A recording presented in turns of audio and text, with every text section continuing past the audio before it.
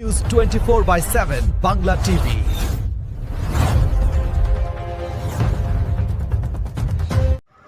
রাজারহাট হাজরাতলা শ্মশানে বৈদ্যুতিক চুল্লি নির্মাণের শুভ শিলান্যাস হয়ে গেল মন্ত্রী রতিন ঘোষের হাত ধরে।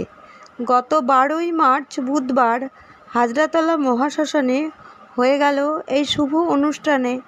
রাজারহাট নিউ টাউনের বিধায়ক তাপস চ্যাটার্জির আন্তরিক উদ্যোগে এবং রাজারহাট পঞ্চায়েত সমিতির সভাপতি শ্রী প্রবীর করের সহযোগিতায় এই সুন্দর অনুষ্ঠানের আয়োজন করা হয়।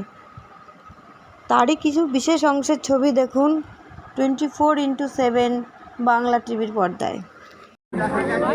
কি বলবেন আজকের এই শিলান্যাস হলো বৈদ্যুতিক চুল্লির?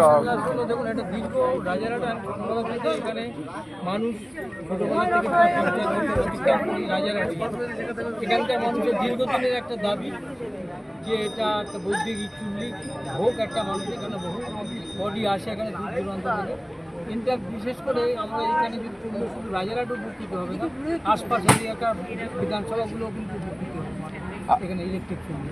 সেই দিক দিয়ে বিচার করে অনেকের দাবি অনেক কিছু আশা জেগেছিল মনে, কিন্তু বিধায়ক তাপস চ্যাটার্জি প্রতিশ্রুতি দিয়ে থাকেন না, তিনি বাস্তবে দেখিয়ে গেলেন আজকে মানুষের জন্য। আমি মনে করি উনি প্রতিশ্রুতি দেন, উনি কাজও করেন।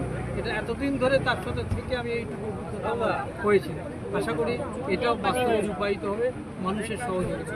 মেন আগে চাই মানুষের সহযোগিতা, এলাকার মানুষের সক্রিয় সহযোগিতা যদি না থাকে এত বড় কাজ করা মুশকিল। আমিও আবেদন করব আমাদের পঞ্চায়েত সমিতির সভাপতি হিসেবে যে মানুষের সহযোগিতা হাত বাড়ান আমাদের দিকে। আমরা নিশ্চয়ই ধাপে ধাপে এই বাস্তবে রূপায়িত করবো এই বৈদ্যুতিক এলাকাবাসীকে কি শুভেচ্ছা বার্তা দেন? এই পাশেই তো খাল, তো এর সংস্করণের কিছু ব্যবস্থা আছে বা ঘাটের একটা?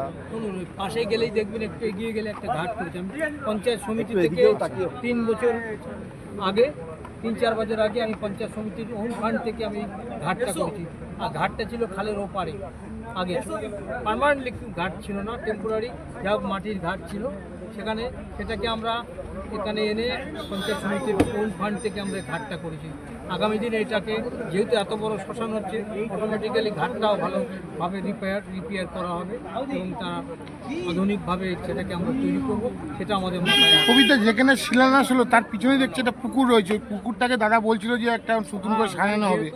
দাহ করার পরে স্নান করতে হয়, এটাকে ভালোভাবে পরিচ্ছন্ন করে ওটাকে ঘাটটা বাঁধিয়ে দিয়ে আরও সুন্দরভাবে তৈরি করতে হবে। ওখানেই তাদের পরিবারে যারা দাহ করবেন তারা অস্থি ফেলে পিছনে একটা আরো করবে, সেখানে তারা স্নান করে তারপর তারা বাড়ি যাবে। পরিকল্পনাই আছে আমার। আচ্ছা, মন্ত্রী রথীন দাও এসেছিলেন, তিনি এর সূচনা করলেন, কি বলবেন? না, রতিনদা তো এসছেন, উনি একটা মন্ত্রী আর জেলায় আমাদের।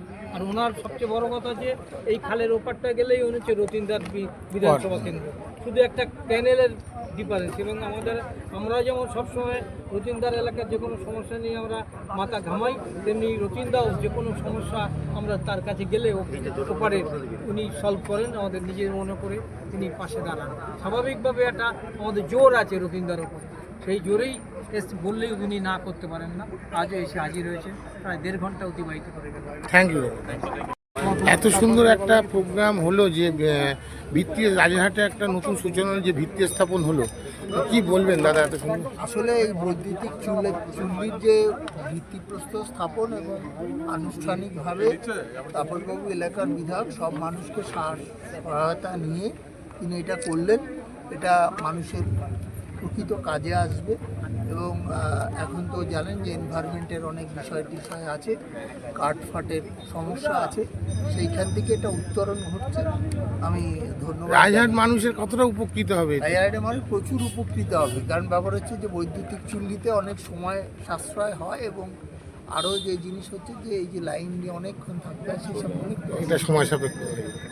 এলাকাবাসীকে বলবো যারা কাজ করে তাদের পাশে থাকে। বিধায়ক হিসেবে যে মানুষের প্রতি তার দায়িত্ব কর্তব্য, পঞ্চায়েত সমিতির সভাপতি হিসেবে কবিতার যে দায়িত্ব কর্তব্য, বিধায়ক মাথার উপর থেকে প্রতিটা পরিচালনা করে প্রকল্পকে সঙ্গে নিয়ে এলাকার মানুষের সঙ্গে নির্বাচিত হওয়ার পর যে মানুষের প্রতি কর্তব্য দায়িত্ব ভুলে যায়, এই শ্মশানটি সংস্কার হিসেবে ইলেকট্রিক চুল্লি আজকে যে শুভের সূচনা হবে সেটা তার একটা প্রমাণ। আমি বলবো যারা কাজ করে তাদের পাশে থাকার আবেদন জানাবো, বিধায়কের পাশে থাকুন, কবিতাদের পাশে থাকুন। কতটা মানুষ টোটাল উপকৃত হবে? সেখান থেকে যারা চলে মানুষের পাশে থেকেই উন্নয়নের কাজ করে। এটা তার আরেকটা উন্নয়ন। ধন্যবাদ। প্রতীক্ষার পর আজকে রাজারহাটে বৈদ্যুতিক চুল্লি উদ্বোধন হতে যাচ্ছে, কি বলবেন দাদা? যে বলার কিছু নেই, রাজ্যবাসীর কাছে আমাদের কাছে বিষয় আমাদের কাছে স্বতন্ত্র ইলেকট্রিক চুল্লি, যেটা আমাদের অত্যন্ত প্রয়োজন ছিল। আজ প্রাকৃতিক পরিবেশে কাঠের চাহিদা, কাঠের চুল্লি আর চলবে না, ইলেকট্রিক চুল্লির প্রয়োজনীয়তা রয়েছে। রাজ্যবাসীর দীর্ঘদিনের এটা দীর্ঘদিনের যে ভদ্রলোক দান করেছেন তাকে আমি ধন্যবাদ দেবো, যে ওই সময় এতখানি জমি তিনি দান করেছেন বলে করা সম্ভব। এরপর খুব আধুনিকীকরণ করে ইলেকট্রিক চুল্লি করে মানুষের সঙ্গে উৎসর্গ করবো। এটা কত টাকা প্রজেক্ট আছে মোটামুটি? এটা 4 কোটি 4.5 কোটি টাকা প্রজেক্ট, 5 কোটি টাকাতে নিয়ে যাবো। কারণ আমাদের এর সঙ্গে আমার ইচ্ছা আছে যে এর সঙ্গে আমার যে একটা বিসর্জন ঘাটটাকে রিলেটেড করে করবো, খুব আধুনিক করে করবো। নানপুরে যেমন বিসর্জন ঘাট করেছি ওই ধরনের একটা মডেল করে আমরা মানে এখানে এলাকাবাসী মোটামুটি কটা গ্রাম এখানে উপকৃত হবে?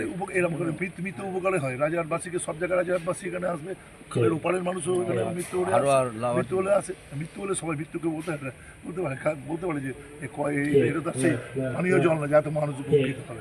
যে মানুষই মারা যাবেন রাজারহাট নিজস্ব শ্মশান থাকো, তার বিষয়টা থাকে। আমি নিজেও অঙ্গীকার করেছি মানুষকে উৎসাহ করার জন্য, আমি যদি মারা যাই আমার দেহ এখানেই সরকার, আমি অঙ্গীকার করি রাজারহাটবাসীদের কাছে। Thank you.